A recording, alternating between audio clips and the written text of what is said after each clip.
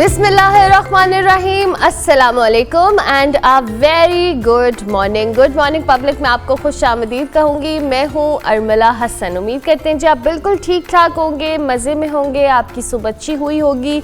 अगर आप टूटी हुई रोड से आ रहे हैं तब भी आपका मूड सही होगा, क्योंकि ये मेरे साथ हुआ है। मेरा रूट जो है, जब से मैंने ऑफिस में आना शुरू किया है, उस रूट जो है वो बन ही नहीं रहा है। मतलब वो अंडर कंस्ट्रक्शन है और उसकी कंस्ट्रक्शन कब कंप्लीट होगी, हमने अपने रिपोर्टर्स, अपने ब्यूरो चीफ सबसे कह दिया कि पता कर लें कब होगा, लेकिन मामला तभी जूं के तू तो नहीं कह सकते। थोड़ी सी इम्प्रूवमेंट है, रोड बनना शुरू हुई है, लेकिन अभी स्टिल बहुत सारा काम बाकी है। तो जो लोग उस रूट से जाते हैं जी, मेरी तमाम तर हमदर्दियाँ आपके साथ हैं। आगे बढ़ते हुए, अगर आपने वीकेंड पे कुछ सियासी थ्रिल मिस कर दिया है तो आपने फ़िक्र नहीं करनी। हम सुबह सुबह उस थ्रिल के अंदर एक ट्विस्ट भी आपके साथ शेयर करेंगे। अगर आप रात को जल्दी सो गए थे और आपको नहीं पता चला कि कल क्या हुआ, तो गंडापुर साहब जी इस्लामाबाद में गायब हुए थे और वो पेशावर में नमूदार हो गए। ये मैं नहीं, अखबार कह रही है, क्योंकि उनकी जो गायब होने का एक अमल था, लोग बड़ी तशवीश का शिकार थे जी। कहाँ गए गंडापुर साहब? वो पता चला जी, उन्होंने कहा कि मैं केपी के हाउस में ही था, इस्लामाबाद पुलिस को पता नहीं चला, वो मुझे ढूंढ ही नहीं सकी। तो ये हुआ। और फिर उसके बाद कल उन्होंने जिस तरह से पार्लियामेंट के अंदर खिताब किया, धुआंधार स्पीच की, उसके बाद सब हैरान परेशान थे उनकी कहानी। उन्होंने कहा जी कि मैं तो अंदर ही बैठा हुआ था, पता नहीं कहाँ गए। फिर मुस्लिम लीग नून के अतातार साहब सोशल मीडिया के बाद टीवी स्क्रीन्स पर आए। उन्होंने कहा कि पूछे कोई इनसे कि ये कहाँ गए थे। वो कहते हैं कि मैं केपी के हाउस में था। वो उन्होंने जी सवाल उठाया है मुस्लिम लीग नून ने कि ये अपने कारकुनान को छोड़ के गायब हो गए और पेशावर के अंदर कैसे पहुंचे। किसी को समझ नहीं आई कि गंडापुर साहब कहाँ गए। रात भर उन्होंने कहा कि मैं वहाँ पे छुपा रहा, इस्लामाबाद पुलिस की ये कारकर्दगी थी कि वो मुझे ढूंढ ही नहीं पाए। ये मैं नहीं, गंडापुर साहब ने खुद कहा है। मतलब मैं जो भी बात कर रही हूँ मैं कोर्ट कर रही हूँ। हुकूमत और तहरीक इंसाफ के दरमियान जी आपको पता है इख्तलाफात का जो अब सिलसिला है वो इंतकामी सूरत कहने इख्तियार कर चुका है। दोनों तरफ से किसी भी किस्म की नरमी का मुजाहरा नहीं किया जा रहा है। एक तरफ बानी पीटीआई की बहनों की बात कीजिए, अलीमा खान और उज़्मा खान के खिलाफ जो है थाना कोहसार में मुकदमा दर्ज कर लिया गया है, जिसमें दहशतगर्दी हो, सरकार में मुदाखलत हो, इक़दाम कत्ल हो, सरकारी इमलाक को नुकसान पहुँचाने समेत 16 मुख्तलिफ नौइयत की दफ़ात शामिल की गई हैं। फिर दूसरी जानिब आपको पता है कि पंजाब भर में तहरीक इंसाफ के कारकुनों के खिलाफ क्रैकडाउन जारी है। कई कारकुनों को गिरफ्तार भी किया गया। अली अमीन गंडापुर जो 2 रोज़ कबल केपी के हाउस इस्लामाबाद से गायब हुए थे, रात गए केपी के असम्बली के इजलास में पहुंचे, जहां उन्होंने अपना खिताब किया और उन्होंने कहा कि केपी के हाउस में हल्ला बोला, शेलिंग की गई। अगर मुझे गिरफ्तार करना था तो आईजी ने मुझे बताया क्यों नहीं। इस्लामाबाद आईजी इस्लामाबाद के हवाले से उन्होंने कहा है कि केपी के असम्बली के लिए फ्लोर पर आकर उन्हें माफ़ी मांगना होगी। और साथ साथ उन्होंने ये भी कहा कि मंसूबा बंदी से हमारी पार्टी पर हमला किया गया, हमारे पास सारे सबूत मौजूद है। उससे पहले आपको पता है जो तहरीक इंसाफ एहतजाज कर रही थी, उसमें वज़ीर दाखिला साहब ने भी कहा कि जी मुख्तलिफ अहलकारों को, पुलिस अहलकारों को पकड़ा गया है, उनके पास मुख्तलिफ हथियार थे। ये सारी चीज़ें होती रही हैं हैपनिंग। सलमान आबिद साहब हमारे साथ स्टूडियोज़ में हमें ज्वाइन करें। सलमान साहब शुक्रिया, बहुत बहुत गुड मॉर्निंग, कैसे हैं आप? थैंक यू वेरी मच जी, बहुत शुक्रिया आपका। सलमान आबिद साहब, ये पहले तो मैं अली अमीन गंडापुर साहब के हवाले से सवाल करूँगी। इतनी कश्मकश में लोगों को डाल के वो गायब रहे, उसके बाद रात को वो नमूदार हुए, उसके बाद उन्होंने जो बात की, उन्होंने कहा मैं तो उस केपी के हाउस में था, ये तो मुझे ढूंढ ही नहीं सके। लेकिन कुछ बातें जो हैं वो पर्दा स्क्रीन के पीछे होती हैं और कुछ बातें पर्दा स्क्रीन के सामने होती हैं। अली अमीन गंडापुर साहब कैसे रिपोश हुए, कैसे उनको हब्से बेजा में रखा गया, कैसे वो गिरफ्तार हुए, कैसे वो गायब हुए और फिर कैसे वो मंजर आम पे आए, ये आंख मचोली का खेल है जो हुकूमत और इस्टेब्लिशमेंट और पीटीआई के दरमियान जारी है। और मैंने पहले भी कहा था कि जो अली अमीन गंडापुर हैं ये ब्रिज का रोल प्ले करते हैं इस्टेब्लिशमेंट में और इमरान खान के दरमियान। अच्छा। और ये खबरें भी मौजूद हैं कि इस दौरान जिसमें वो गायब हुए उसमें उनकी इमरान खान साहब से मुलाकात भी करवाई गई है अडियाला अच्छा। में, और बाकायदा कुछ मामला तय करने की कोशिश की गई है। ये जो पहले की यकीन दहानियाँ थी उसके ऊपर गुफ्तगू हुई है और इसी वजह से फिर जो अली अमीन गंडापुर वो गायब रहे। अब वो आकर असम्बली में सारा मलबा आईजी पे डालें या वज़ीर दाखिला पे डालें, लेकिन उन्होंने उन लोगों का नाम नहीं लिया जिन लोगों ने उनको अपने बेजा में रखा हुआ था। लेकिन ये सब सियासत है, ऐसे ही होता है। असल में बात यह है कि जो आंख मचोली का खेल चल रहा है इस वक्त पाकिस्तान की पॉलिटिक्स में, हुकूमत में, पीटीआई में और इस्टेब्लिशमेंट के दरमियान या इंतज़ामिया के दरमियान, इससे पाकिस्तान की सियासत की कोई खिदमत नहीं हो रही। इससे पाकिस्तान की रियासत का कोई मफाद उभर के सामने नहीं आ रहा, इससे कोई शहरियों के मफादात जो है उनको कुछ तहफ़्फ़ुज़ नहीं मिल रहा, बल्कि ये महाजराई की सियासत, दुश्मनी की सियासत, ये एक दूसरे से इंतकामी सियासत जो है, इसका माजी में भी हम अंजाम देख चुके हैं। और ये जो तसादम की जो पॉलिसी होती है उससे पाकिस्तान के मसाइल हल होने वाले नहीं है। यानी अब पाकिस्तान के सियासी मसाइल हों, माशी मसाइल हों, सिक्योरिटी के मसाइल हों, गवर्नेंस के इशूज़ हों, उन पर कोई बात नहीं कर रहा। सब गुफ्तगू कर रहे हैं अली अमीन गंडापुर की तकरीर के ऊपर, या अली अमीन गंडापुर की गिरफ्तारी पर, या अली अमीन मंजर से गायब हो गए, या राना सनाउल्लाह या अता तारड़, ये जो बयानबाजी है वो करें क्या? इसमें हुआ सलमान, देखिए ना वो लोगों को, देखिए वो लोगों ने उलझा दिया है, हम भी उलझ गए हैं। आप देखें ना, हम बतौर मीडिया मैन जो है हम भी उलझ के रह गए ना, हम भी यही गुफ्तगू कर रहे हैं कि अली अमीन गंडापुर साहब का है। हमें इस वक्त सिक्योरिटी का कोई इशू नहीं है। अभी देखिए हमारे जवानों ने जो शहादत हासिल की है, 8-10 लोग जो है वो जवान शहीद हुए हैं, हम उसका जिक्र नहीं कर रहे, दहशतगर्दी का जिक्र नहीं कर रहे, सिक्योरिटी इशू का जिक्र नहीं कर रहे, इकोनॉमिक इशूज का जिक्र नहीं कर रहे। हम भी उसमें फंस गए हैं कि जी अब इमरान खान की बहनें हैं, या वो उनके भाई हैं, या उनके फलां हैं, या उनके फलां हैं, उनके कारकुनान हैं। सवाल ये है कि हम इस मुल्क को लेकर कहाँ जा रहे हैं। देखिए ना, बात यह है कि लोगों के बुनियादी फंडामेंटल्स हैं। अब आप देखिए, मैं लाहौर में रहता हूँ, इस इतवार वाले दिन या हफ्ते वाले दिन जिस तरह लाहौर को बंद किया गया, जिस तरह से इस्लामाबाद को बंद किया जा रहा है, जिस तरह से पिंडी को बंद किया जा रहा है, दीगर शहरों को बंद किया जा रहा है, इसमें अरबों रुपए की इन्वेस्टमेंट हो रही है सरकार की। मोबाइल फोन सर्विस, तो मेरा मतलब है कि इससे फिर हम क्या हासिल कर रहे हैं? सवाल तो ये है ना, अब डायलॉग की फिजा कायम करें ना, डायलॉग हो नहीं रहा। ना हुकूमत करना चाहती है सही तरीके से, ना इमरान खान साहब अपनी शराइत से बाहर निकलना चाहते हैं, ना एस्टैब्लिशमेंट को स्पेस दे रही है। तो उसका नुकसान क्या हो रहा है? उसका नुकसान ये हो रहा है कि पाकिस्तान की सियासत में इस वक्त अमली तौर पे एक डेडलॉक है, माशियात के अंदर डेडलॉक है, सिक्योरिटी के अंदर डेडलॉक है, गवर्नेंस के अंदर डेडलॉक है।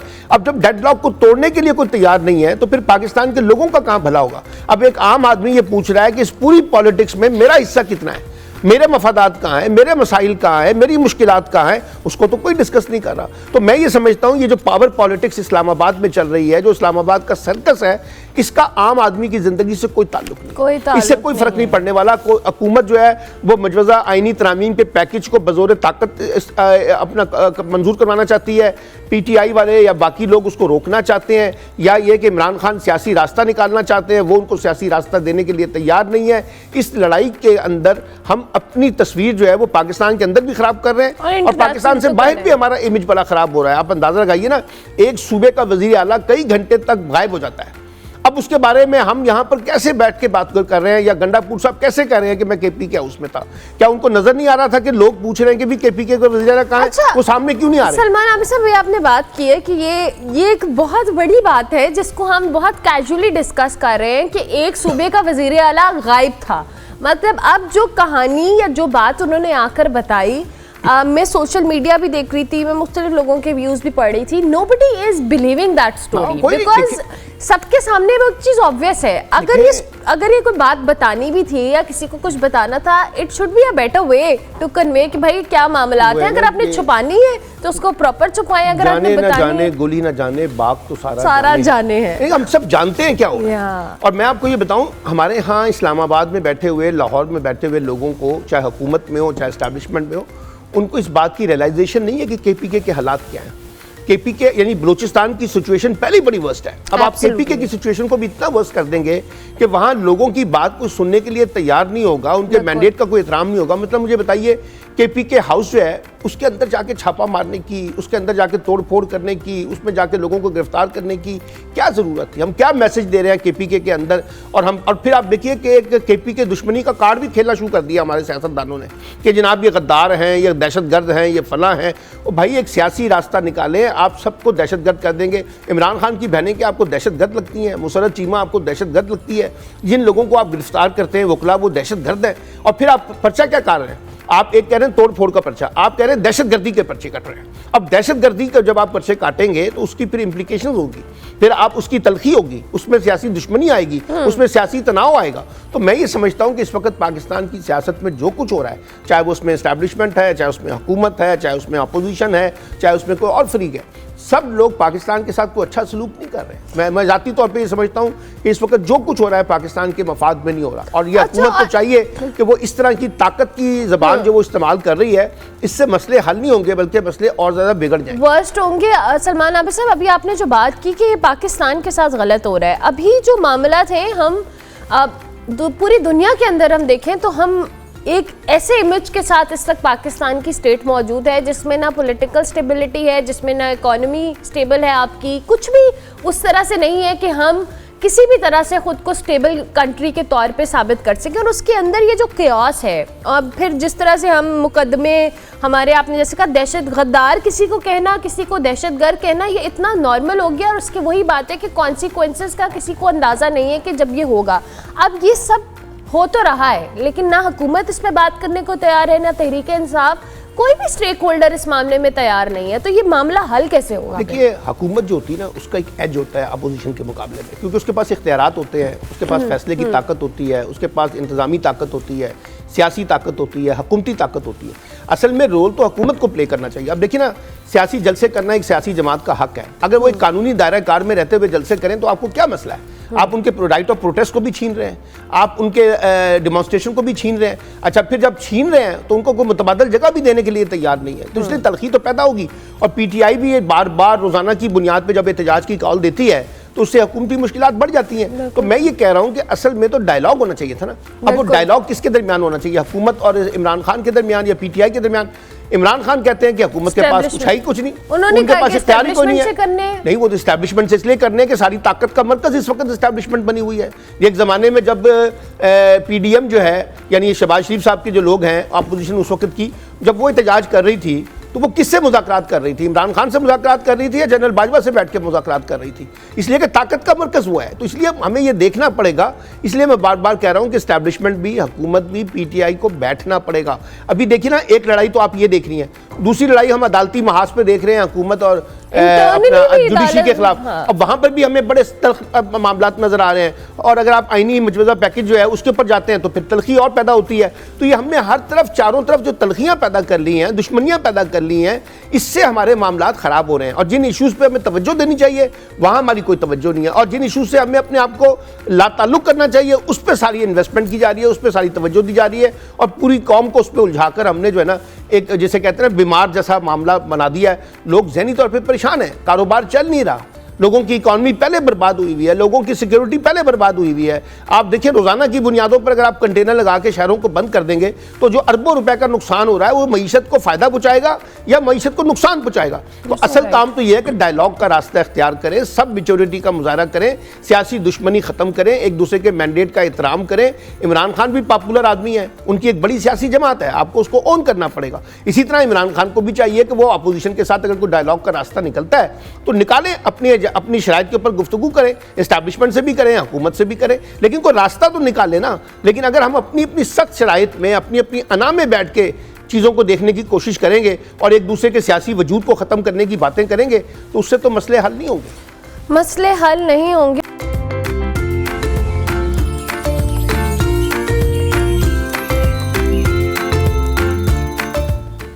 Welcome back to good morning public ji. अब बात करेंगे कुछ क्रिकेट की, तो थोड़ी सी शान मसूद की कैप्टनसी के हवाले से भी बात करेंगे, जिनकी कैप्टनसी में पाकिस्तानी टीम मुसलसल 5 मैचेस में शिकस्त और लगातार 2 क्लीन स्वीप हो चुकी है, 2 बार हो चुकी है। अच्छा जी, एहसन हक्कानी साहब हमारे साथ मौजूद हैं, उनको हम खुश आमदीद कहते हैं। Thank you very much Ehsan, बहुत शुक्रिया आपके वक्त का। Good morning, I hope you are doing well. ये जो अभी पाक वर्सेस इंग्लैंड टेस्ट सीरीज़ का आगाज़ होने जा रहा है, टॉस हुआ है, पाकिस्तानी टीम ने बैटिंग का फैसला किया है, दो कि इंग्लैंड के कैप्टन ने भी यही कहा है कि जी हम अगर टॉस जीते तो हम भी पहले बैटिंग ही करते। जी बिल्कुल, good morning Armala, good morning Pakistan. Thank you for having me in the show. जब बात करते हैं मुल्तान टेस्ट की तो सबसे पहले पिच को देखते हैं, और पिच जो है इनकी हमेशा से बैटिंग फ्रेंडली पैराडाइज रही है। What we are expecting is कि पहले दिन जो है पिच फास्ट बिहेव करेगी, फास्ट बॉलर्स को जो है थोड़ा सा फायदा मिलेगा। आगे आने वाले जो 3-4 दिन हैं उसके अंदर जो स्पिनर्स हैं, हमारा स्पिन अटैक जो है वो भी काम करेगा। जहां तक आपने बात की हमारे कप्तान की, शान मसूद की, जी हाँ, बहुत सारा क्रिटिसिज्म है उनके ऊपर। बांग्लादेश के हम वाइट वॉश हुए थे हाथों पाकिस्तान में ही, और इस साल में अगर देखा जाए तो पाकिस्तान ने कोई टेस्ट मैच नहीं जीता। लेकिन जब बात करते हैं आप शान मसूद की, तो Shan Masood knows the English pattern of the game well. जब बात करते हैं इंग्लिश साइड की तो फिर शान मसूद कहते हैं कि यार मैं थोड़ा सा बेहतर जानता हूँ how the English players play in the field. और जब बेन स्टोक्स नहीं होगा इंग्लैंड के पास तो आई थिंक एक की विकेट है जो कि इंग्लैंड ने जो है बेन स्टोक्स की इंजरी की सूरत में गवा दी है, और पाकिस्तान को इसका ज्यादा से ज्यादा फायदा उठाना चाहिए। जब आप बात करते हैं पाकिस्तान के बॉलिंग अटैक की, तो हमारे पास आमिर जमाल इंजरी से वापस आ गए हैं, एक बहुत जबरदस्ती हमें एज मिलेगी। हम चाहते हैं कि शाहीन शाह अफरीदी की थोड़ी सी पेस ज्यादा हो, इस बार थोड़ा सा ज्यादा एफर्ट करें। इसी तरह नसीम शाह भी थोड़े से ऑफ कलर दिख रहे थे बांग्लादेश के खिलाफ, इस वजह से बाकी टेस्ट में उन्हें नहीं खिलाया गया था। उम्मीद करते हैं कि वो बेहतर आएंगे। तीसरा, हमारे पास अबरार अहमद की शक्ल में एक फुल टाइम स्पिनर आ गए, तो उससे भी फायदा हो सकता है। और मुल्तान की इस पिच को बड़ा मुश्किल हो जाता है किसी भी कप्तान के लिए ये जज करना कि आगे किस तरह प्ले करेगी। The first test will set the pace. जो पहला टेस्ट है वो हमें बता देगा कि मुल्तान की पिच कैसे बिहेव कर रही है। रावलपिंडी में काफी खेला है हमारी टीम ने, लेकिन मुल्तान में इतना खेला नहीं है। अच्छा, ऐसे ना आपने कहा मुल्तान में हमने इतना खेला नहीं है। दो के शाहीन शाह अफरीदी की बात की आपने, वो भी कम बैक कर रहे हैं। बाबर आजम पे कैप्टनसी का बर्डन था। जब उन्होंने अपना रेजिग्नेशन दिया था एज ए कैप्टन, तो उन्होंने ये कहा था कि कैप्टनसी से हटकर वो अपनी परफॉर्मेंस पे फोकस करना चाहते हैं। डू यू थिंक कि आज के मैच के अंदर बाबर आजम के ऊपर से जब ये प्रेशर हटेगा तो उनकी परफॉर्मेंस बिल्कुल पहले जैसी होगी? कितना पहले ये सवाल, जब वो कितना पहले, आपको भी पता है हम कितना पहले की बात करें। जब उनकी परफॉर्मेंस बहुत ज़बरदस्त थी और बीच में थोड़ा सा ज़ाहिर डिप आया है उनकी परफॉर्मेंस पे, हमने देखा है। एब्सोल्युटली, आई थिंक जब प्रेशर आपके कंधों से हटता है तो फिर बेहतर परफॉर्मेंस की जानिब ही जाता है इंसान। लेकिन इट्स अ टाइडल वेव। जब बात करते हैं किसी की भी परफॉर्मेंस की, कोई कंसिस्टेंसी अगर चाहिए तो इस मैच में अगर आ जाती है सीरीज में बाबर आजम की कंसिस्टेंसी, तो नथिंग बेटर देन दैट। क्योंकि बाबर आजम हमारे स्टार प्लेयर हैं। किंग बाबर आजम थे एक जमाने में, अब सिर्फ बाबर आजम रह गए हैं। जस्ट इमेजिन, पाकिस्तान जो है वो एक तरह, जब आप अच्छा परफॉर्म कर रहे होते हैं तो where the sort of crowd जो कि आपको उठा भी लेगा और गिरा भी देगा। तो all criticism is not necessary. जो प्लेयर्स हैं वो आपका नेशनल एसेट है, लेट्स सपोर्ट देम। और जितना भी बुरा हम लोग खेले हैं, मेरे ख्याल से ऑन पेपर ये टीम बहुत अच्छी है। अगर ये डिलीवर करती है, you've got Saim Ayub, you've got Abdullah Shafique, then you've got captain Shan Masood, then you've got Babar Azam, फिर उसके बाद आपके पास सलमान अली आगा आ जाते हैं आपके पास, फिर उसके बाद शाहीन शाह अफरीदी है, नसीम शाह है, आमिर जमाल है जो कि बैटिंग भी बहुत अच्छी कर सकते हैं, और फिर एंड में आपके पास अबरार अहमद एक स्पिनर है। तो बहुत ही जेल्ड अप टीम मुझे लग रही है। ऑन पेपर तो बिल्कुल ठीक है। अगर इनका एक स्ट्रेटेजिक प्लान होगा तो इंशाल्लाह हम लोग ये मैच जीतेंगे और आगे अगला मैच भी जीतेंगे। इस बार क्लीन स्वीप नहीं होने देंगे इंशाल्लाह। We are really hoping for that. अच्छा, ऐसे ना भी आपने बात की मुल्तान की पिच के हवाले से। इस पिच की कंडीशंस को देखते हुए 2 स्पिनर्स और 3 फास्ट बॉलर्स को लेकर जाना, आप समझते हैं कि इट्स गुड कि हम बिल्कुल सही उस जो रेशो में लेके गए हैं अपने प्लेयर्स को? बिल्कुल, इस पिच को देखते हुए मेरे ख्याल से ये ठीक है, क्योंकि हम लोग जब पहला दिन देखते हैं तो that will support the fast bowlers, और पहला दूसरा दिन जो है हमारे फास्ट बॉलर्स को सपोर्ट करेगा। ऑल आई वांटेड इज कि हमारे फास्ट बॉलर्स पेस पकड़ें। हमारे fast bowlers one of the fastest in the world थे। अब इनकी पेस 130 135 से ज्यादा आगे जा नहीं रही होती। हम लोग जब बात करते हैं कप्तान की, तो हमें पहले पीसीबी के साथ मिलके ऐसी पिचेस क्यूरेट करनी चाहिए जो कि हमारी जितनी भी बॉलिंग अटैक है, क्योंकि हम लोग एक बॉलिंग फ्रेंडली कंट्री है, हमारी बैटिंग अटैक इतना हमेशा जबरदस्त नहीं होता, लेकिन हम बॉलिंग से बहुत एक्सपेक्ट करते हैं। तो लेट्स मेक श्योर कि जो पिच क्यूरेट की गई है वो हमारे हिसाब से क्यूरेट की गई है, क्योंकि पाकिस्तान में ये मैचेस खेले जा रहे हैं और इसका बहुत एज होता है जो होम टीम होती है उसको।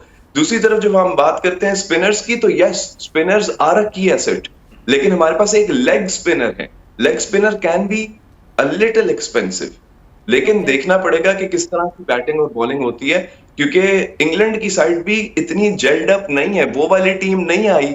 इसके अंदर भी 2 डेब्यूटेंट्स मौजूद हैं, एक पाकिस्तानी नजाद स्पिनर मौजूद है, ऑफ स्पिनर, जो कि पहली बार पाकिस्तान में आके खेल रहा है। तो मतलब बहुत सारी हमारे पास इस तरह के एडवांटेजेस हैं जिसका हमें फायदा उठाना चाहिए। Ben Stokes is not there, लेकिन जो रूट से आप बहुत ऑप्टिमिस्टिक है। आई होप कि आपका ये ऑप्टिमिस्टिक होना हमारा वाकई, क्योंकि जब आपने कहा ना कि अभी हम वो वाली टीम के साथ नहीं खेल रहे, तो वैसे हम अनफॉर्चुनेटली अभी काफ़ी अरसे से वो वाली टीम के साथ नहीं खेल रहे किसी भी मुल्क की, और हम हार रहे हैं। तो I really like your optimistic approach. We have a choice. Yeah, Do we have a exactly. choice? I like your optimistic approach, but still I hope कि जितनी आपने कहा है कि पाकिस्तानी टीम परफॉर्मेंस करे अच्छी करेगी, तो हम भी यही दुआ करते हैं। Thank you very much. Ehsan Haqqani हमारे साथ मौजूद थे, स्पोर्ट्स एनालिस्ट हैं। पाकिस्तान वर्सेस इंग्लैंड की टेस्ट मैच का आगाज़ हो गया है और पाकिस्तानी टीम ने टॉस जीतकर पहले बैटिंग का फैसला किया है। इस हवाले से हम आपको मजीद भी अपडेट करते रहेंगे। ब्रेक लेते हैं, ब्रेक के बाद वापस आते हैं। आप देखते रहिए गुड मॉर्निंग पब्लिक।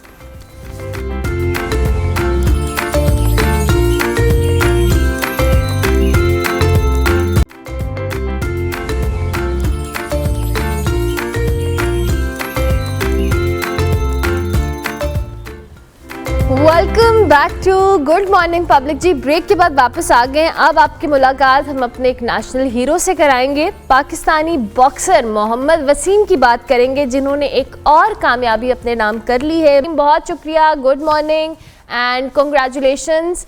बहुत बहुत मुबारकबाद हमारी तरफ से इस कामयाबी पर। कैसा लग रहा है? अच्छा लग रहा है अल्हम्दुलिल्लाह, और काफ़ी मुश्किलात के बाद अल्हम्दुलिल्लाह माल्टा पहुंच गया और फाइट भी होगी, तो अभी मेंटली रिलैक्स है।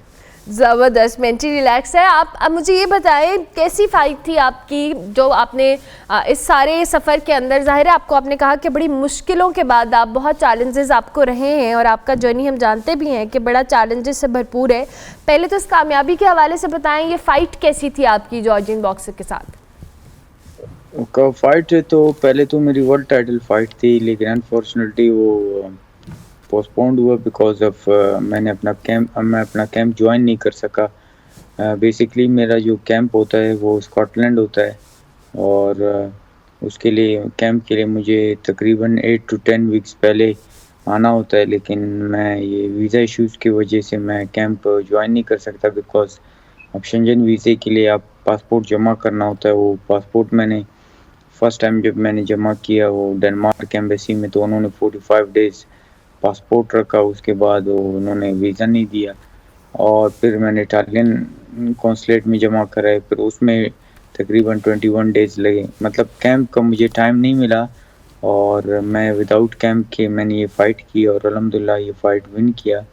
और इंशाल्लाह होपफुली फ्यूचर में जो जितने ये मसले हुए हैं ये हल हो जाए जल्दी से, ताकि दोबारा अपना वर्ल्ड टाइटल के लिए मैं फ़ाइट कर सकूं। इंशाल्लाह इंशाल्लाह। अच्छा, भी आपने वसीम कहा कि आपको वीज़ा इश्यूज़ होते हैं, तो जाहिर है इसमें आपकी फेडरेशन और बाकी लोगों का भी रोल होता है। कुछ प्रायोरिटी बेसिस पे क्या ये पॉसिबल नहीं होता कि क्या आप अपना कैंप ज्वाइन कर पाते? जिस तरह आपने कहा कि स्कॉटलैंड के अंदर आपका कैंप लगा हुआ था और आपको वीज़ा सबमिट कराना था, या आप सब अपने ओन पे कर रहे थे या फेडरेशन कर रही थी, या उसमें चैलेंजेस थे? नहीं, ये तो मैं सब खुद ही अपने ही ऑन पे करता हूँ। असल में बेसिकली ये होना चाहिए कि जो प्रॉपर जो इंटरनेशनल एथलीट्स होते हैं जिन्होंने पाकिस्तान का नाम पूरी दुनिया में रोशन किया हो, तो उनको ये चैलेंजेस का सामना नहीं होना चाहिए, इस तरह के मसले नहीं होने चाहिए। लेकिन अनफॉर्चुनेटली अभी पाकिस्तान में बहुत मसले हैं, और फॉर एग्जांपल एक एथलीट चला जाता है खेलने के लिए, लेकिन उसका जो बैकग्राउंड होता है वो प्रोफेशनल नहीं होता। वो एक नॉर्मल सी एथलीट हो के चले जाते हैं, तो फिर वो वापस आते नहीं हैं। तो इस वजह से जो है, जो रियल जो एथलीट्स होते हैं जो प्रॉपर पाकिस्तान को रिप्रेजेंट कर रहे होते हैं 20-21 ईयर्स से, तो वो भी फिर उनकी भी जो करियर होती है वो भी मुतासर हो जाते हैं इन चीज़ों से। और ये हमारे लिए बड़ी मुश्किल हो जाती है, क्योंकि जितने भी बाहर के जो लोग होते हैं, चाहे वो इटालियन हो या जर्मन हो, जो भी हो, वो उनको तो यही लगता होगा कि ये तो सब पाकिस्तानी है, लेकिन उनको तो ये नहीं पता कि कौन प्रोफेशनल एथलीट है, कौन नॉर्मल एथलीट है। तो उस वजह से ये मसले होते हैं। तो ये रिक्वेस्ट है गवर्नमेंट से कि जो प्रॉपर इंटरनेशनल लेवल पे पाकिस्तान को रिप्रेजेंट किया हो और उनका रिकॉर्ड हो, तो उनको इस तरह के इश्यूज नहीं होने चाहिए। आई एम वेरी सरप्राइज्ड कि आपकी ये 13वीं प्रोफेशनल कामयाबी है and still you are facing visa issues, और आपको ये डॉक्यूमेंटेशन के मसले हैं। और ये क्यों है I am unable to understand, because ज़ाहिर है आपने कहा कि फ़िल्टर, लेकिन जब ज़ाहिर एक चीज़ एक प्लेयर ऑब्वियस कर रहा है कि वो खेल रहा है इंटरनेशनल मुकाबलों में, तो फिर उसको इतने बेसिक मसले क्यों हैं? अच्छा मुझे ये बताएं वसीम कि ये जैसे मैंने कहा कि 13th आपकी प्रोफेशनल कामयाबी है, मुझे थोड़ा सा अपना बैकग्राउंड इस हवाले से बताएं कि आपने ये जो सारी फ़ाइट्स की हैं, जितनी भी आपको ये मेडल्स मिले हैं, ये टाइटल्स जीते हैं, इसके बाद आपको कोई सपोर्ट, कोई चीज़ उस तरह से नहीं मिली आपकी फेडरेशन की तरफ से, हुकूमत की तरफ से? अगर आई एम श्योर कि अभी डॉक्यूमेंटेशन के मसले के हवाले से तो हम बात कर रहे हैं।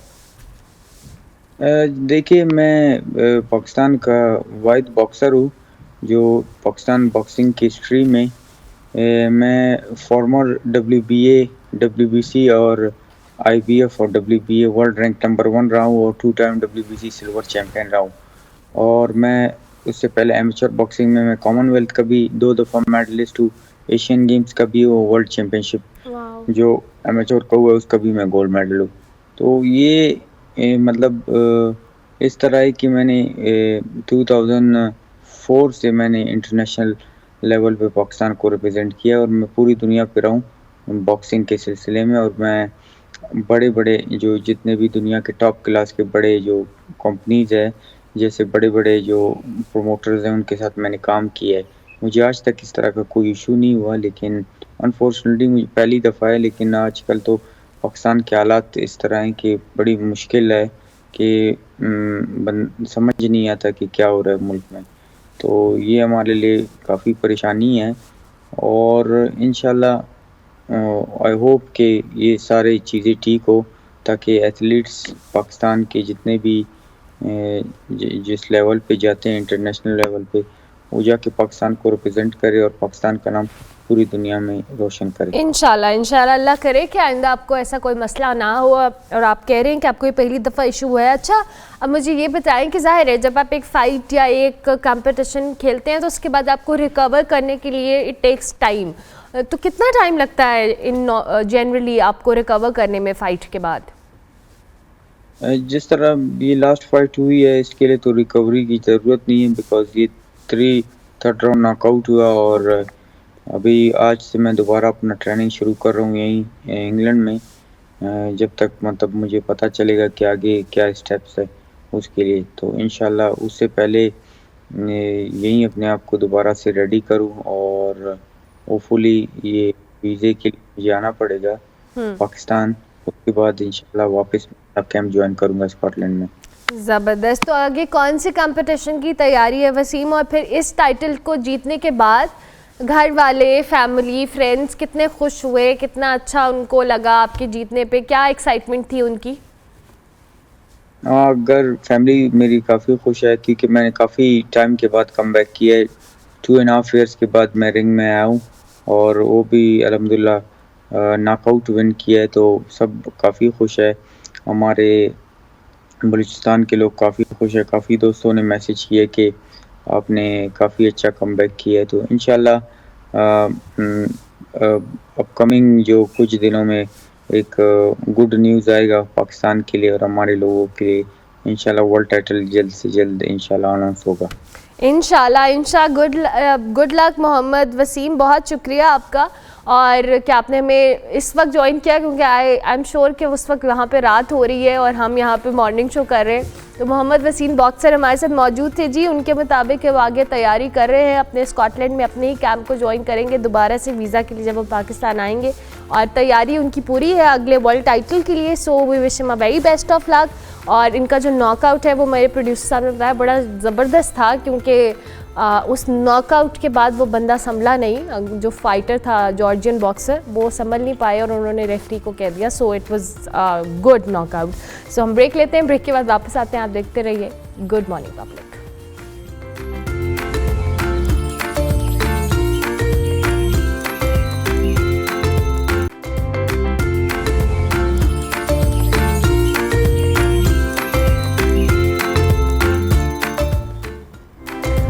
Welcome back to good morning public जी। ब्रेक के बाद वापस आ गए। वैसे तो वायलेंस अगेंस्ट विमेन के हवाले से बहुत ज़्यादा ख़वातीन वोकल हो गई हैं। ख़वातीन पर तशद्दुद हो, दीगर वाक़यात उनको रिपोर्ट किया जा रहा है। हर कोई मुख्तलिफ तरीके से इस हवाले से आवाज़ उठा रहे हैं। आर्टिस्ट अपनी पेंटिंग्स, अपनी मुख्तलिफ चीज़ों के तहत इसके ख़िलाफ़ बात भी करते हैं, इसको जो एक इशू के तौर पे पोर्ट्रे भी करते हैं। तो नेशनल कॉलेज ऑफ आर्ट्स में national commission on status of women के इश्तराक से एक एग्जीबिशन हुई, जिसमें वायलेंस अगेंस्ट विमेन को मुख्तलिफ पेंटिंग्स और मुख्तलिफ फनपारों की शक्ल में पोर्ट्रे किया गया। इस एग्जीबिशन पर हमारी जो नुमाइंदा है नताशा रहमान वहाँ पे गई। क्या देखा आपको भी दिखाते हैं।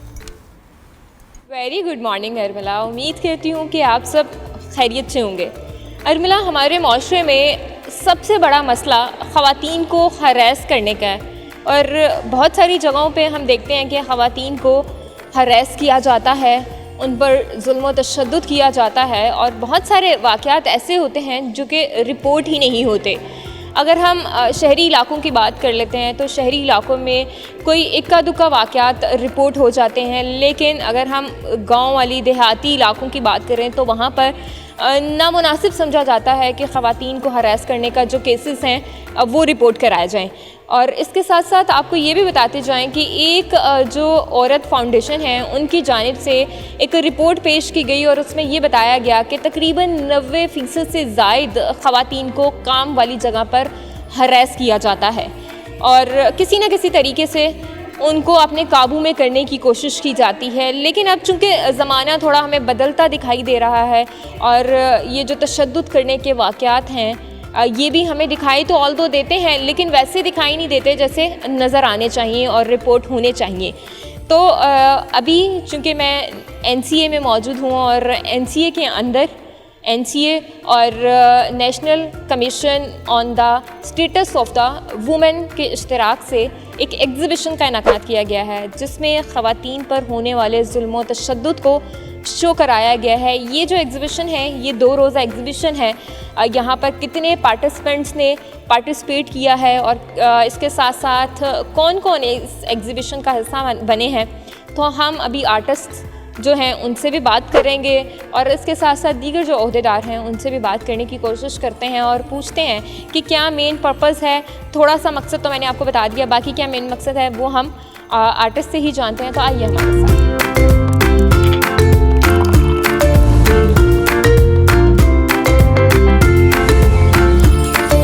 तो अभी हमारे साथ शबाना नवाज़ जो कि डिप्टी चीफ कमीशन कौमी बराए वकारे निस्वा मौजूद हैं, इन्हीं से बात करते हैं। मैडम बहुत शुक्रिया आपके टाइम का। ये बताइएगा कि पेंटिंग एग्जीबिशन का इनेकाद आपकी कोलैबोरेशन से भी करवाया गया है, क्या कहना चाहेंगी? ख़वातीन के मसाइल को उजागर किया गया है। जी, कौमी कमीशन बराए वकारे निस्वा जो है ना, इसका यही काम है कि हमने ख़वातीन के मुख्तलिफ मसाइल को जो होता है ना, हमने नेशनल और इंटरनेशनल लेवल पे हमने उसको प्रेजेंट भी करते हैं और उनके रेजोल्यूशन में हम लोग पेश करते हैं। बहुत सारे हमने इनिशिएटिव्स लिए हैं, हमने बहुत सारे लॉज अमेंड कर दिए हैं, हमने एडमिनिस्ट्रेटिव मेजर्स ले लिए हैं, फाइनेंशियल मेजर्स ले लिए हैं, लेकिन हम शायद जो हमने इस पेंटिंग का इनेकाद किया है ये हमने इसलिए किया है कि हम ये बताना चाह रहे हैं कि एक आर्टिस्ट की नज़र में वायलेंस अगेंस्ट वुमेन क्या है, बच्चों की नज़र में हमारे जो यूथ हैं वो वायलेंस अगेंस्ट वुमेन के बारे में क्या सोचते हैं। तो NCSW ने NCA के साथ मिलकर इस एग्जीबिशन का इनेकाद किया, जिसमें NCA के बच्चों ने ये पोर्ट्रेट्स बनाए हैं और जिसमें उन्होंने अपने पॉइंट ऑफ व्यू से कि NCSW के उनके ख्याल में वायलेंस अगेंस्ट वुमेन जो है ना वो क्या है। अच्छा, ये बताइएगा, पाकिस्तान में ख़वातीन पर तशद्दुद जुल्म के जो वाक़यात हैं वो ज़्यादा होते जा रहे हैं, क्या वजूहात आप इसके पीछे देख रही हैं?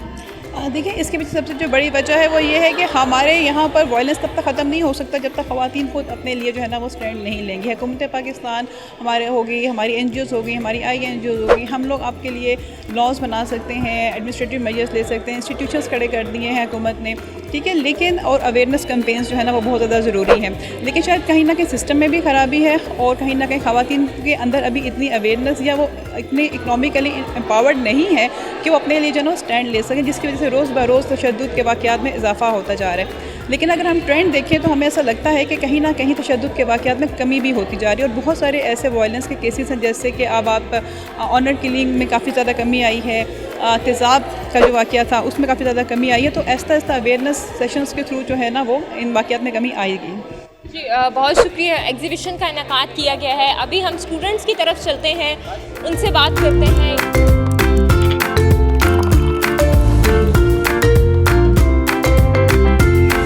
थोड़ी सी पेंटिंग्स आपको दिखाते हैं कि क्या एक्सप्लेन किया जा रहा है। ये ख़वातीन पर होने वाले तशद्दुद और दीगर जो वाक़यात हैं उनको शो करवाने की कोशिश की गई है। मेरे साथ अभी एक आर्टिस्ट मौजूद हैं जिनका ये सारा काम है। इन्हीं से बात करते हैं और पूछते हैं। अस्सलाम वालेकुम। ये बताइएगा कि क्या एक्सप्लेन करने की कोशिश की जा रही है, क्योंकि इसमें ख़वातीन ही हमें दिखाई दे रही हैं। क्या एक्सप्लेन किया गया है, थोड़ा सा हमें अपनी पेंटिंग्स के साथ बता दें। अच्छा, सबसे पहले तो आप जब वुमेन एम्पावरमेंट वगैरह के बारे में सोचते हैं तो सब लोग हम डोमेस्टिक वायलेंस की बात करते हैं और सारे मतलब दीगर मसाइल जो हैं उसकी बात करते हैं, लेकिन इसमें मैं कोई मसला नहीं दिखाना चाह रही हूँ, इसका हल दिखाना चाह रही हूँ। और इसका जो टॉपिक है, जो टाइटल है इसका, वो है बहन चारा। हम जैसे भाईचारा लफ्ज़ यूज़ करते हैं, इसमें मैं बहन चारा दिखाना चाह रही हूँ कि और लोग हर वक्त कहते हैं कि औरत औरत की दुश्मन होती है। ऐसा नहीं है, ऐसा बिल्कुल भी नहीं है। ये बात वैसे मैं भी कहती हूँ कि औरत ही औरत की दुश्मन होती है। हाँ, नहीं, लेकिन ये इसका ऑपोजिट दिखाना चाह रही हूँ मैं कि औरत ही औरत का साथ होती है। तो that was the main idea behind this painting. कैसे ये आइडिया आया? बिकॉज मैं कुछ डिफरेंट करना चाहती थी, because everything was so negative. मुझे लगता है कि आपकी अपनी बहनों से, अपनी फ्रेंड्स से काफ़ी ज़्यादा अच्छी जो एक बाउंडिंग है वो बनी हुई है। मतलब दे वर माई इंस्पिरेशन। मैंने अपनी सारी दोस्तें जो खड़ी हैं, मैंने उनको ही पेंट किया है। ठीक है जी। दोस्तों को और अपनी बहनों को मोटिवेशन देने के लिए ये जो पेंटिंग्स हैं ये लगाई गई हैं। कुछ और स्टूडेंट्स भी मौजूद हैं, उनसे भी बात करते हैं और उनसे पूछते हैं कि वो क्या कहते हैं।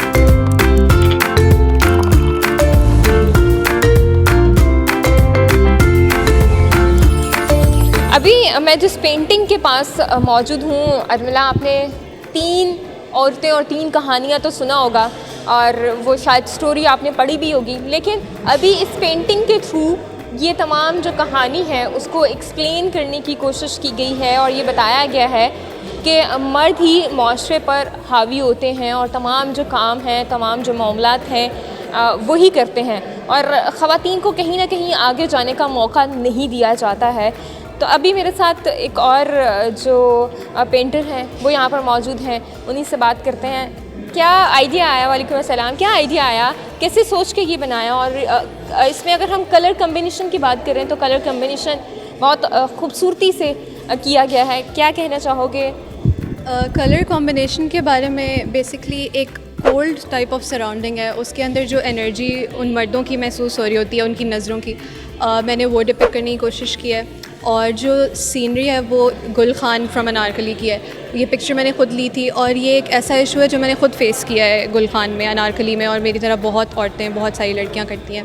और ऑब्वियसली जैसे मेरा हुलिया उनसे डिफरेंट है, तो इट ऑल्सो शोज़ कि औरत ने कुछ भी पहना हो और मर्द जो है वो उसी तरह देखते हैं, वो इशू उसी तरह वहीं खड़ा होता है। तो आप जीन्स शर्ट्स पहन के अगर अनारकली चले जाते हैं या किसी बैकवर्ड एरिया में चले जाते हैं तो हमें ऐसे अजीब नज़रों से देखा जाता है जिससे पता नहीं कहाँ से हम लोग उठ के आ गए हैं और हमने क्या पहना हुआ है, तो आपको ख़ुद भी ऑकवर्ड लगना शुरू हो जाता है। हाँ जी, वही मैंने इसी वजह से यही शो करने की कोशिश की है। और ये जो 3 औरतें दुपट्टे में बैठी हुई हैं वो एक पेंटिंग का रेफरेंस है बाय अमृता शेरगिल। वो 100 साल पुरानी पेंटिंग है और मैंने अपने आप को दिखाया एज द मॉडर्न वुमन कि वो मसला 100 साल बाद भी आज भी वही है, उसी तरह है। लेकिन मैं व्यूअर की तरफ देख रही हूँ, क्योंकि आज की औरत आई बिलीव के आवाज़ उठा सकती है अपने लिए, जो 100 सालों में एक चेंज आया है वो ये है।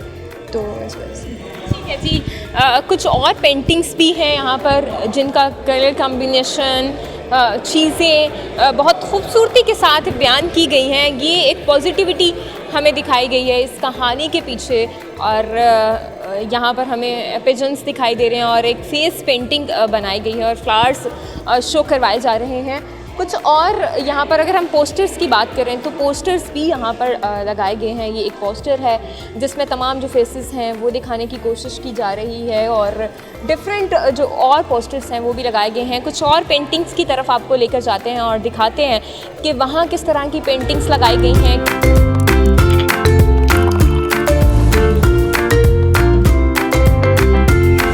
अभी अभी मैं एनसीए की दूसरी आर्ट गैलरी में मौजूद हूँ, जहाँ पर मज़ीद जो पेंटिंग्स हैं उनको नुमाइश के लिए रखा गया है। ख़वातीन को जो शो करवाया जा रहा है कि वो हर माशरे में ही मज़लूम होती हैं और इंतहाई खूबसूरती के साथ पेंटिंग्स बनाई गई हैं। ये पीछे जो एक पेंटिंग मौजूद है, इसमें भी ख़ातून पर होने वाले जुल्म को शो करवाया जा रहा है। और दूसरी जो पेंटिंग्स है उसके बारे में भी आपको बताते हैं। इसमें भी एक पूरी कहानी शो करवाई गई है और हर कहानी के पीछे हर पेंटिंग के पीछे अगर कहा जाए कि एक कहानी मौजूद है तो बिल्कुल भी गलत नहीं होगा। मेरे साथ अभी एक और आर्टिस्ट मौजूद हैं, इन्हीं से बात करते हैं कि क्या मेन पर्पस था इनकी जो पेंटिंग्स के पीछे। ये बताइएगा, पेंटिंग आपने बहुत खूबसूरत बनाई, क्या मेन पर्पस है? एक ख़ातून को विंडो के पीछे आप शो करा रही हैं और फिर वो कोशिश की जा रही है कि विंडो खुली रहे, क्या मेन पर्पस है? बेसिकली मेन पर्पस इसके अंदर मैंने ये दिखाया हुआ है कि जो एक औरत होती है उसको इतने प्रेशर्स ऑफ सोसाइटी से गुजरना पड़ता है। तो मैंने ये दिखाया हुआ है कि she is trying to keep the window open, जो कि प्रेशर होता है सोसाइटी का, she is trying to get through that, ठीक है। और जो प्रेशर है वो विंडो को क्लोज़ कर रहा है, मतलब उसको अंदर बंद करना चाह रहा है। And I have shown other hands as well to show कि ये सिर्फ एक औरत के साथ नहीं होता, बहुत औरतों के साथ होता है, मेजॉरिटी ऑफ औरतों के साथ होता है। तो ये मेरा मेन पर्पस है पेंटिंग। ठीक है जी, मेजॉरिटी ऑफ जो वुमेन हैं उनके साथ यही तमाम सलूक होता है और उनको कहा जाता है कि आपने घरों में बंद रहना है। तालीम हासिल कर ली है लेकिन ऑल्दो आपने पकाना तो खाना ही है, चूल्हे के पास ही बैठना है, घरों से बाहर नहीं निकलना। और ये तमाम जो जुल्म है ख़वातीन पर वो आज की पेंटिंग में शो करवाने की कोशिश की गई है, आज की एग्ज़िबिशन में शो करवाने की कोशिश की गई है।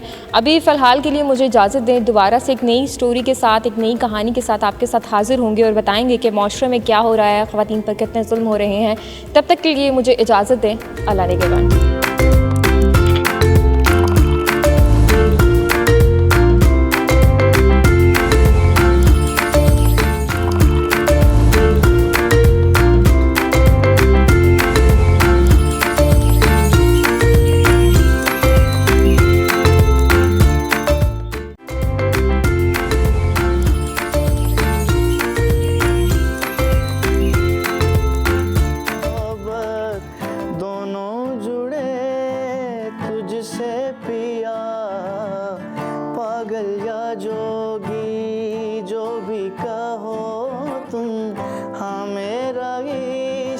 सबसे जुदा तेरी ही खातिर हूँ 100 जन्म में, चाहे हो जो भी भला।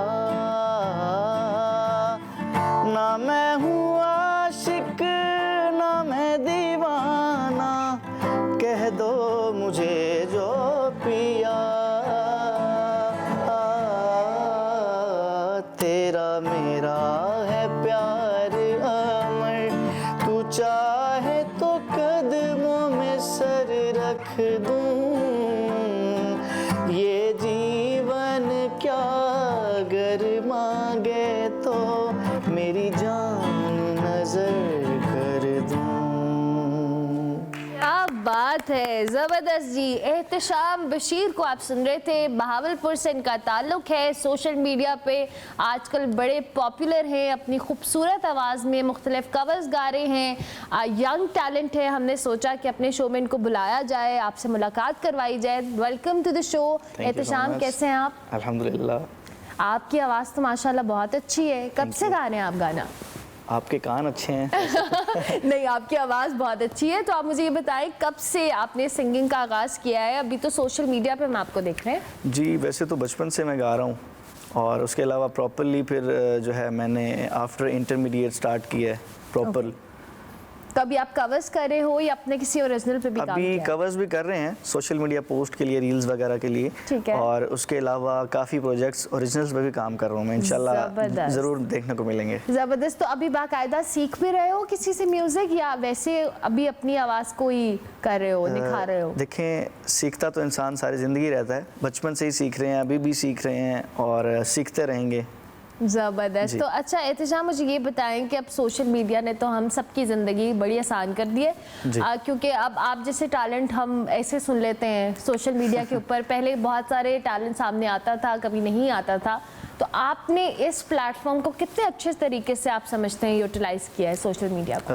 मैं पहले जो है इसमें ये होता है कि काफ़ी लोग मुझसे पूछते हैं कि यार कोई ट्रिक बता दो वायरल होने की, लेकिन इसमें सिर्फ मैंने एक चीज़ देखी है कि अगर आप कंसिस्टेंट रहते हैं ना तो तभी आपकी वीडियो जो है ऊपर जा सकती हैं, आपकी इनसाइट्स बढ़ सकती हैं अगर आप डेली पोस्टिंग करते हैं। क्योंकि मुझे तो आई थिंक 1 साल होने वाला ऑलमोस्ट मैं जो है डेली पोस्टिंग मेरी चल रही है, तो अल्हम्दुलिल्लाह अच्छा रिस्पांस आ रहा है जबरदस्त जबरदस्त। कंसिस्टेंट होना पड़ता है आपको अपने म्यूजिक को लेके, ये बड़ा ज़रूरी होता है क्योंकि आप जब पोस्टिंग कर रहे होते हैं तभी आपको रिस्पांस आता है और लोगों की नज़रों में, उनके कानों में आपकी आवाज़ पड़ती रहना चाहिए। अच्छा एहतशाम, मुझे ये बताएं कि कोई ऐसा सिंगर जिसके गाने आप बहुत ज़्यादा कवर करते हो या जो बहुत फेवरेट हो आपका, चाहे वो पाकिस्तानी है कोई भी है?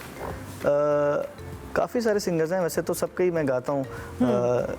मोस्टली अगर गज़ल्स गानी हो तो ग़ुलाम अली साहब, उस्ताद ग़ुलाम अली साहब, उस्ताद मेहदी हसन साहब, और अगर कव्वाली देखनी हो तो उस्ताद नुसरत फ़तेह अली ख़ान साहब, और उसके अलावा अगर बॉलीवुड की तरफ चले जाएँ तो वहाँ पे अरिजीत सिंह हैं और भी काफ़ी सिंगर्स हैं। मतलब जो गाना मुझे जो सुनने में अच्छा लग रहा है ना कि अच्छा लग रहा है तो वो मैं गा देता हूँ। गा लेते हो? तो एहतशाम हमें कुछ सुनाओ जी। और हमारे प्रोड्यूसर साहब की रिक्वेस्ट है कि लंबा गाना सुनाना है। लंबा गाना सुनाना? हाँ, लंबा गाना सुनाना है। उनको बहुत अच्छी लगी है ना आपकी आवाज़। Thank you.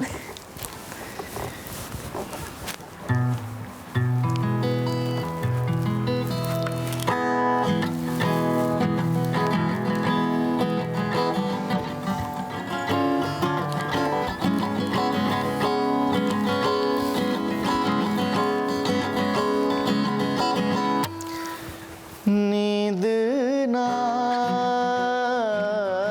आए तेरे बिना, नींद ना आए तेरे बिना, दिल घबराए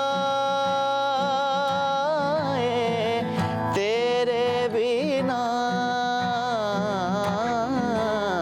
नींद ना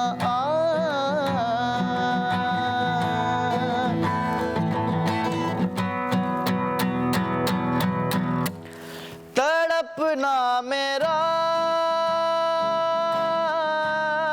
हंसना तेरा, तड़पना मेरा हंसना तेरा, नींदें मेरी सपना तेरा, आँखों के सागर होठों के सागर ले डूबे हमें, ले डूबे हमें, आँखों के सागर होठों के सागर, के जब दिल मिले तो मंजिल मिले, आँखों के सागर होठों के सागर,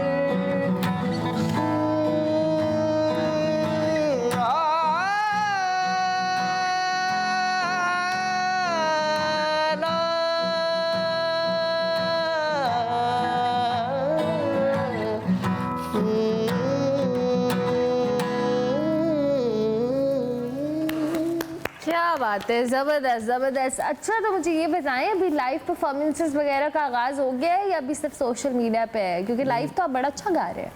लाइव परफॉर्मेंसेस भी करता हूँ मैं। करते हैं? जी जी। अरे वाह, live gigs वगैरह, ज़बरदस्त। तो concerts आप तो वगैरह। वो वाले दोस्त होंगे जिसको सब कहते होंगे चलो गिटार पकड़ो गाना सुनाओ, ऐसे है ना? ही है, ऐसे ही ऐसे होता ही होगा ना, यूनिवर्सिटी कॉलेज हर जगह। तो कैसा लगता है पॉपुलर होके अच्छा गाना गा के? कुछ भी नहीं, सेम फीलिंग्स हैं। वाई? क्यों एहतशाम? मतलब बस- इंसान का जो सेलिब्रिटी बस ये है कि ये तो इंसान के अपने ऊपर होता है ना, कि आजकल तो ये होता है कि चंद फॉलोअर्स इंसान के बढ़ जाएं और वो हवाओं में हो जाता है, लेकिन कुछ बदलता नहीं है, ये सिर्फ नंबर्स होते हैं मेरे लिहाज से। तो बस ये है कि अच्छा लगता है जब कहीं जा रहे होते हैं या किसी मॉल वगैरह में या कहीं पे भी लोग मिलते हैं कि सर आपको सोशल मीडिया पे देखा है, इज्जत देते हैं, तो अच्छा लगता है, बस खुशी होती है, बस फिर मोटिवेशन मिलती है, फिर इंसान कोशिश करता है कि इससे अच्छा भी काम करना चाहिए। ज़बरदस्त। तो आजकल तो एहतशाम कोलैबोरेशन का दौर है, हर यंग आर्टिस्ट की ख्वाहिश होती है कि वो कोलैबोरेट करे किसी बड़े आर्टिस्ट के साथ, तो ऐसी कोई ख्वाहिश है किसी आर्टिस्ट के साथ कोलैबोरेट करने की? बिल्कुल जी।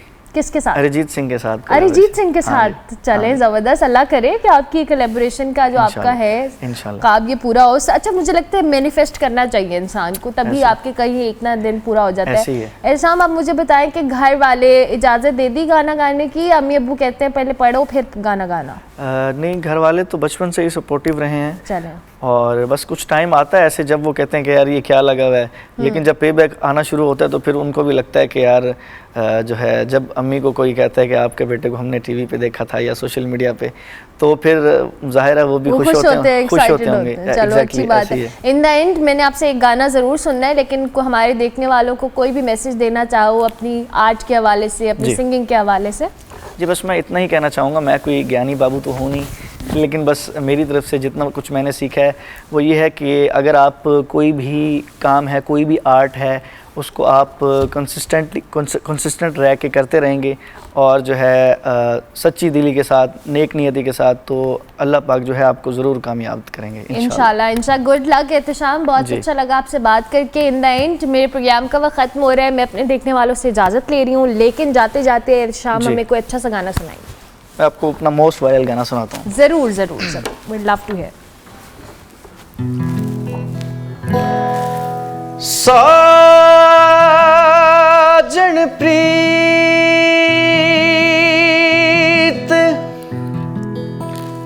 लगा के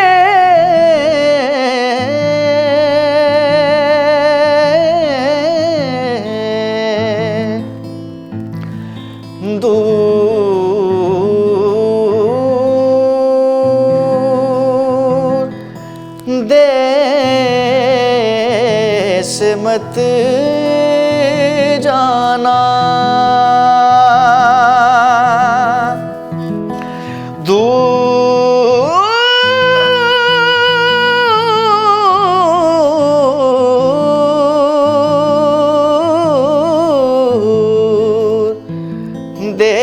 देश मत जाना,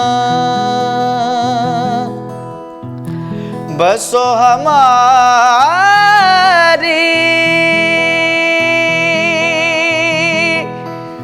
नगरी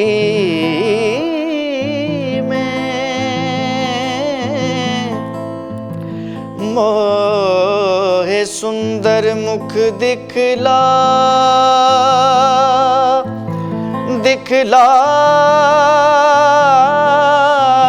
ना जा, हो कदिया मिल सांवल यार वे, हो कदिया मिल सांवल यार वे, मेरे लूलू चीख पुकार वे, मेरे लूलू चीख पुकार वे, हो कदिया मिल सांवल सावलिया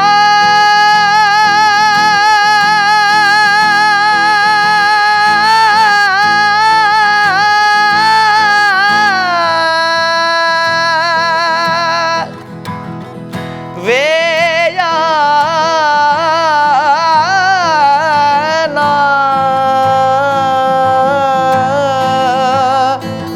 वे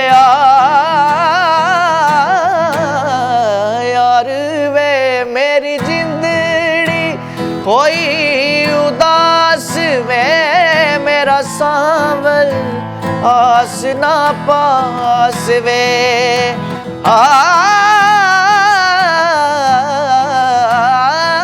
मेरी जिंदड़ी होई उदास वे मेरा सांवल आस ना पास वे मुझे मिलना चार कार वे मेरे लूलू चीख पुकार वे हो कदिया मिल सांवल